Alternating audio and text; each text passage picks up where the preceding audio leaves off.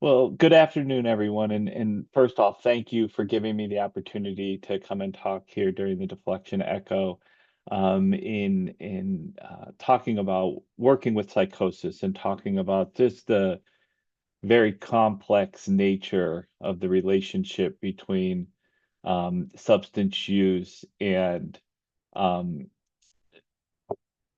psychosis, severe mental illness, serious mental illness, all of those things. And so, much like Ashley was mentioning during the introduction, substance use is a passion of mine, in working with individuals struggling with the journey of their substance use is something that I started my career in professionally before transitioning over here to the Best Center. So it is something that I have a strong passion for, and I appreciate everyone that's on here. I appreciate all of the work that you do in helping assist individuals that are at various points in their substance use journey. And so I appreciate all of the work that you do.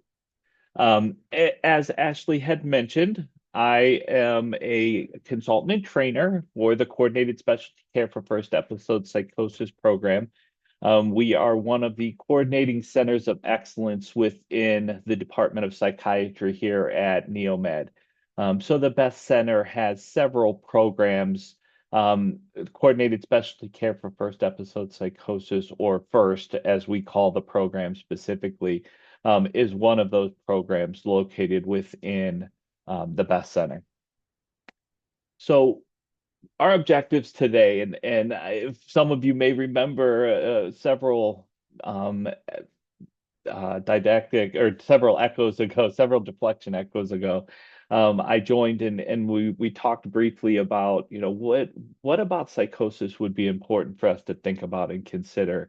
And so I tried to formulate based on that discussion some objectives for us to work on. And so first and foremost, just recognizing the complexity of the relationship between psychosis and substance use. And I'm going to talk more specifically about that, and talking also about the just the struggles when we talk about, is someone experiencing a substance-induced psychosis situation, or is it a primary psychosis situation for them, and how can we figure that out, so to speak, or how can we determine that?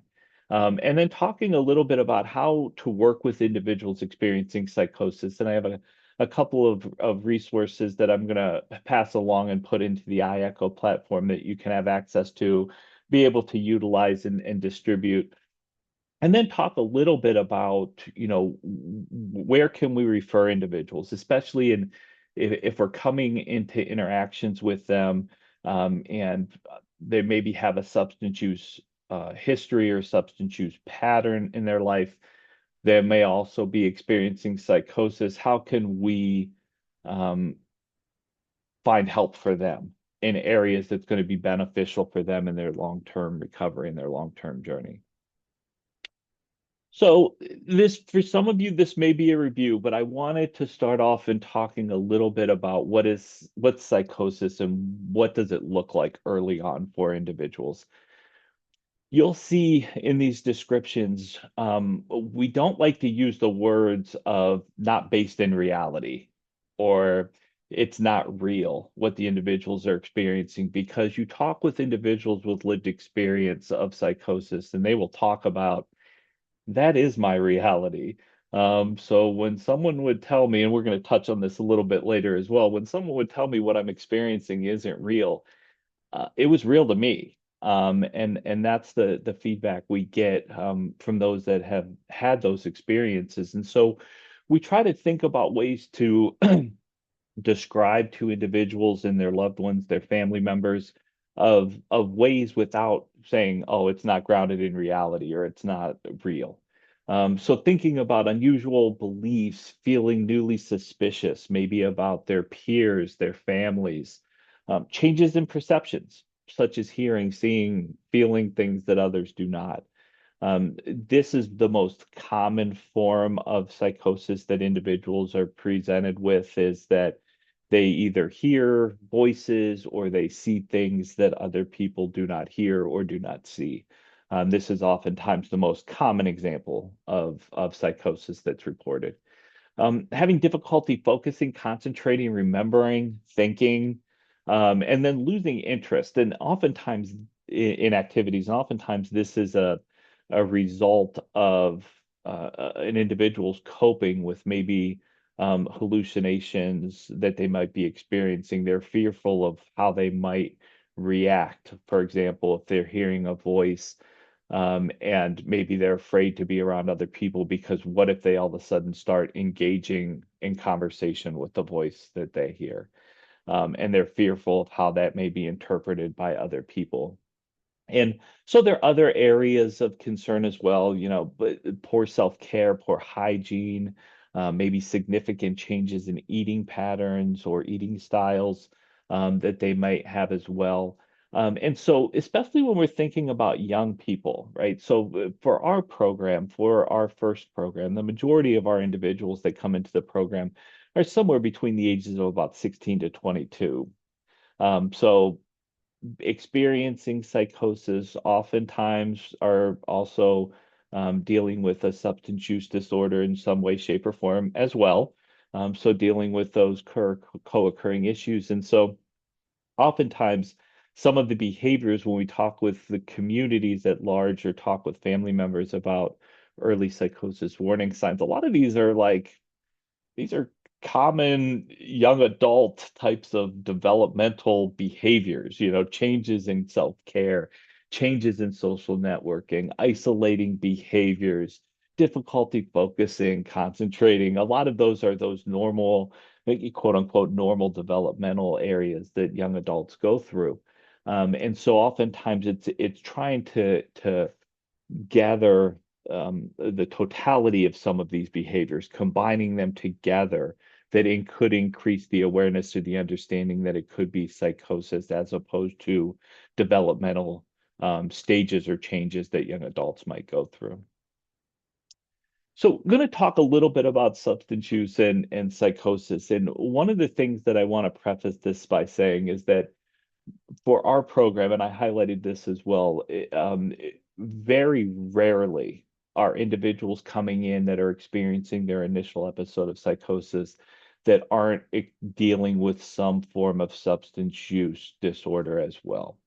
Could be marijuana, could be alcohol, could be other substances. Really, it's more the rule than out of norm when individuals are coming into the program. And so a lot of times our teams are struggling with trying to differentiate between is this a substance use disorder that is causing psychosis, or is this an individual that's dealing with a substance use disorder in addition to some form of psychosis or psychotic disorder, for lack of a better term. And so oftentimes it takes our team a long time to be able to determine that. They have to work with individuals for an extended period of time to be able to figure out if that is a substance-induced psychosis situation, if you will. So this is from the SAMHSA published the key substance use and mental health indicators in the United States. So this is a 2024 national survey on drug use and health.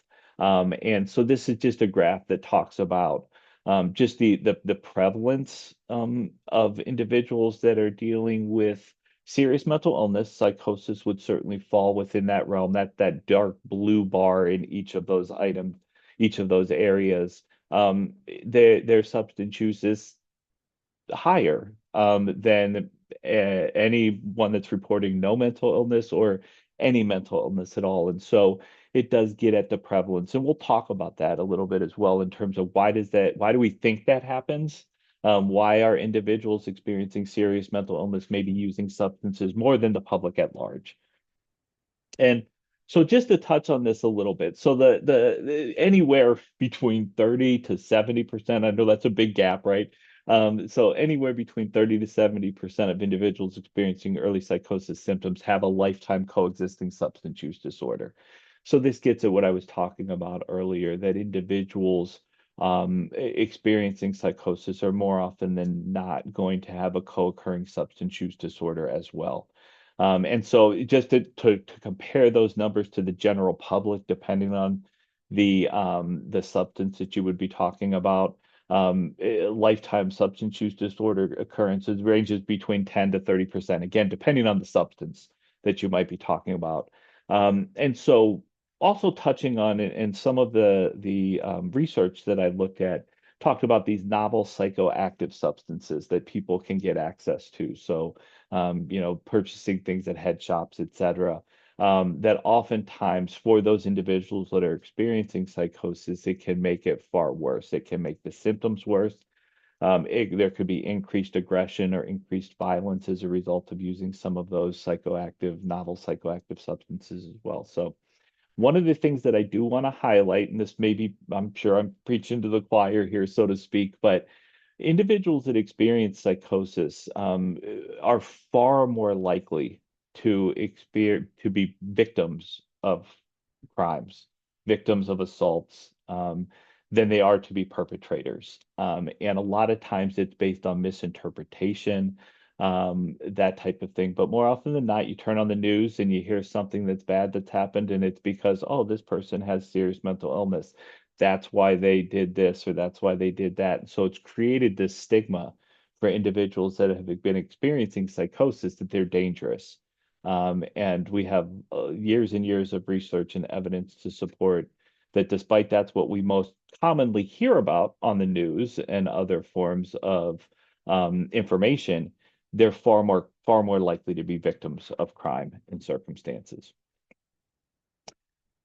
So looking at the psychosis and substance use again, Fiorentini and colleagues, they summarize results of clinical studies to examine the association between substance abuse and psychosis, especially regarding differential diagnosis, right? So if we're working with an individual or we come into contact with an individual that we know has a substance use history, and they are displaying what we would interpret as psychotic symptoms or psychosis-like symptoms.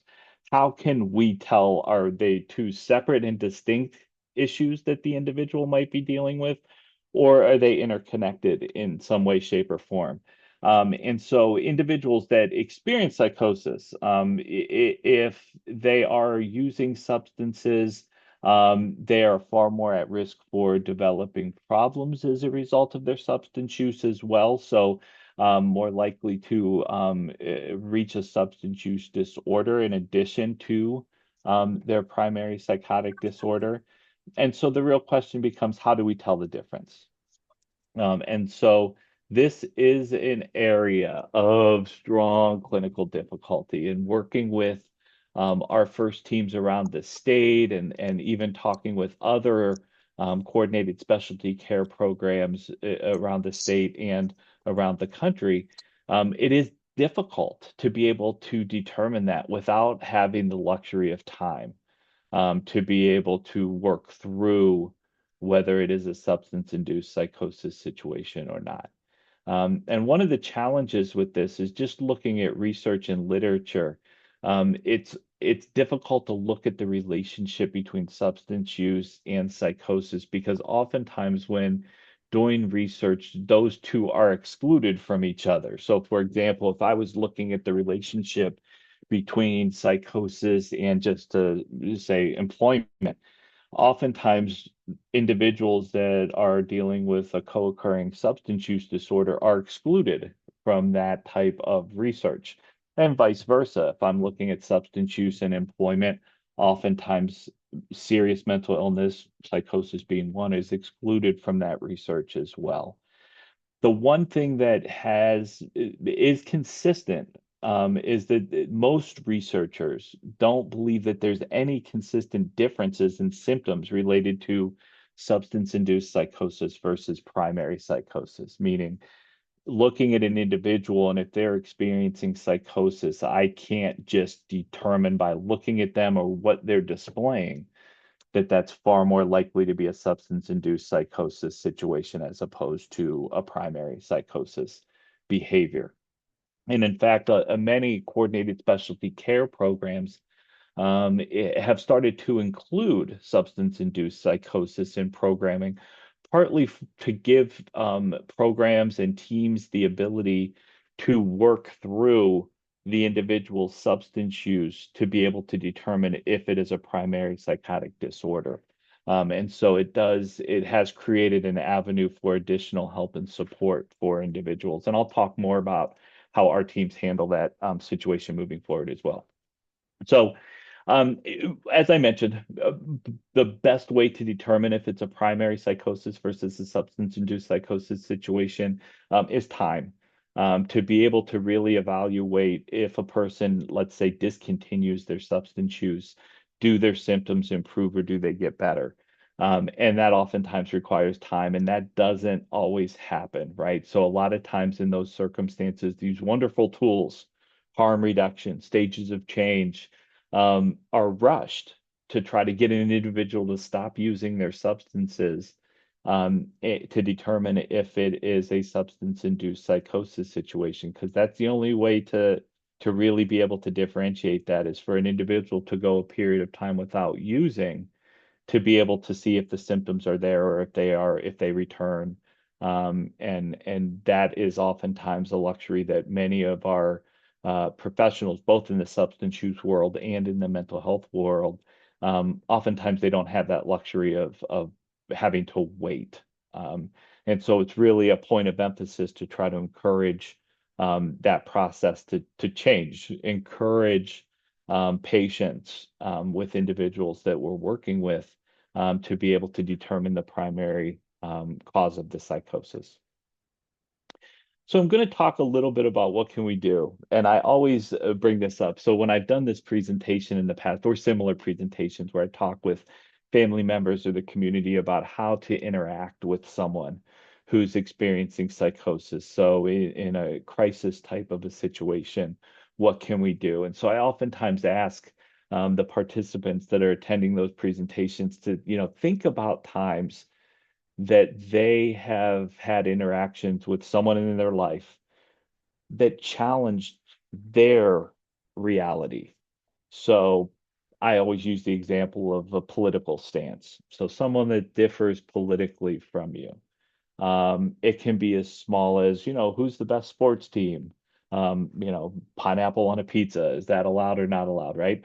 So thinking about how, and again, there's varying degrees of how we react to this, but oftentimes when someone challenges our reality and tells us that what we're experiencing or what we're thinking or what we're believing is wrong, we dig our heels in, right? And we really are like, yeah, they're wrong, and there's nothing that they're going to say to me that is going to change my mind. And working with individuals experiencing psychosis, especially in a crisis situation, is just as important. We want to stay calm. Excuse me. We want to listen.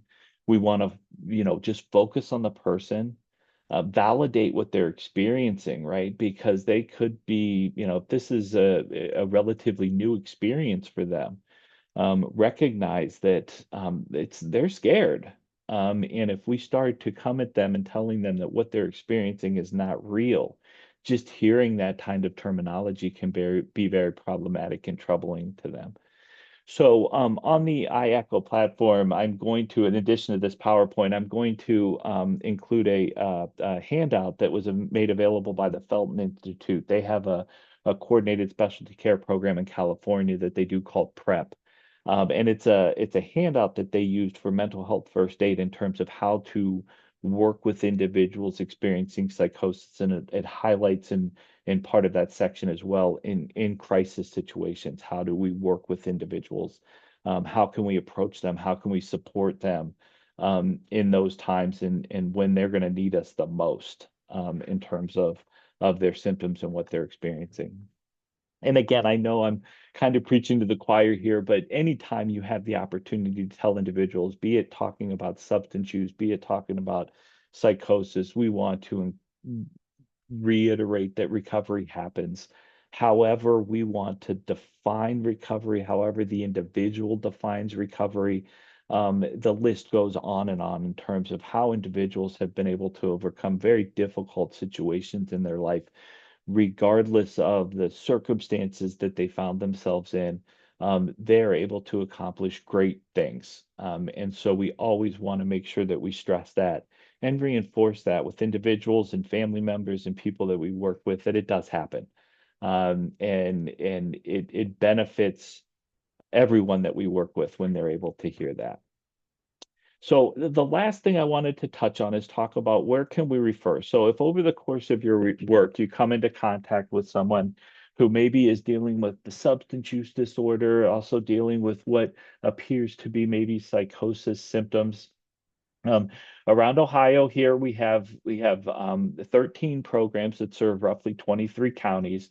So as you can see here, some of the counties that are served, one agency serves one county. Some counties have multiple agencies that serve that county. And then there are agencies that serve multiple counties. And so that is a great resource. And on the next slide here, it has a link that we have here at the Best Center for how to get into contact with each of the FIRST programs in each of the counties where their programming is available. Here in Ohio, additionally, there are additional coordinated specialty care for first episode psychosis programs in different counties that work in partnership and collaboration with Ohio State University. So ODBH, Ohio Department of Behavioral Health, has a website here that has locations not only for our FIRST teams, but also those teams that work in collaboration with Ohio State with regard to CSC for FEP programming. So there's a link there that you can utilize as well. And I don't know. I wasn't sure if there were individuals that were here with us that are outside of the state of Ohio. I know in past times when I've attended the Deflection Echo, there have been individuals outside of Ohio. Strong 365 has a directory for early psychosis programs throughout the United States. And so there's a link here that you can click on that would take you, depending, identify the state, and then they would be able to let you know where the program is in relationship to that area. I will preface this by saying that these programs change, new programs start, some programs stop, but it is a good place to start in terms of looking at some potential locations or places with regard to CSC for FEP programming. I have my contact information. Crystal and Donovan is also a FIRST consultant and trader that works alongside me with our programs here in Ohio. We are always open to talking in any way, shape, or form about psychosis, anything that anybody would want to know a little bit more about, especially as it pertains to the relationship with substance use as well. And then I have some references on here, including some links with regard to that SAMHSA survey that was just recently released.